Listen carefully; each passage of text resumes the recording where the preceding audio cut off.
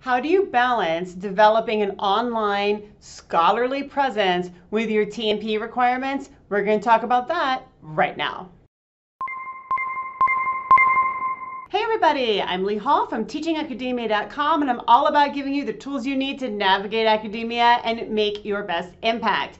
So today we're talking about how do you develop an online scholarly digital presence, whatever that's going to look like for you, and balance it against your tenure and promotion requirements. Because one of the things that I have talked about in this series is that having an online scholarly presence is very beneficial to you and to others, but it's not going to get you tenure. And so you don't want, right? You might find that you really enjoy developing your online presence, that it brings you a lot of value, that you're able to provide a lot of value and assistance for others. And these things are really rewarding and should obviously be continued. But if you skew it too far one way, then what's going to happen? You're not going to be able to get your teaching and your research done. So how do you balance this out so that you don't end up in a situation where you fall short when it's time to go up for tenure?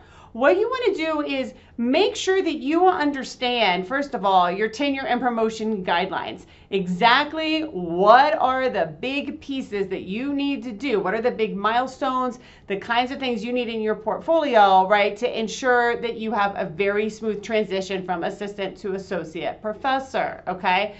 Meet with, whoever is appropriate. Meet with your mentor, meet with your department chair. If it's appropriate to meet with the dean, do that, right? Make sure you have a very clear picture on this. And in these meetings with your mentor and your department chair, for example, I would have a conversation about your desire to develop this online digital presence, or if you already have one, right, talking about what that is and how you're going to continue to grow it.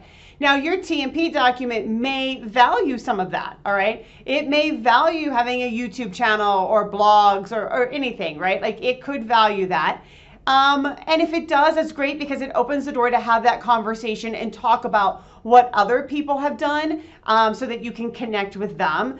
But most likely your TMP document isn't going to say that, all right? So if your TMP document doesn't say anything about, right, an online scholarly presence, then this is a nice conversation to have with your mentor and with your department chair about talking to them about your plans, what you're going to do, how it aligns with your job and the mission of the university or the department, and have a discussion about where they see that fitting in the tenure and promotion guidelines, and then scaling that accordingly. And knowing that you have to be very, very mindful about if you choose to ramp up and do more work in terms of developing your online presence, then you have to do so in a way that is going to most likely push you into working overtime, right? You're either going to work overtime, you're going to work on the weekends, you're going to work nights on your presence, or you're going to be doing your teaching and your research sort of at maybe some different or odd hours to accommodate that.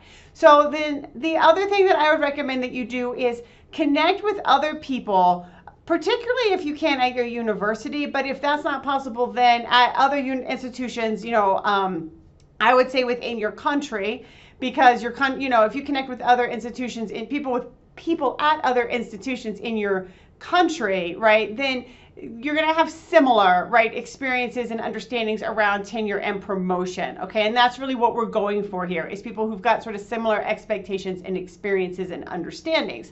So find some people that have developed this presence, talk to them about how they balance it against their other requirements. If you can find somebody that's already received tenure and has this, has done this work, talk to them, share with them your goals, your vision, your plans, get some feedback and some input so that you've got this nice balance, you're well set up, and you can achieve your goals. So if you like this video and you want more, click right here, and I will see you over in the next one.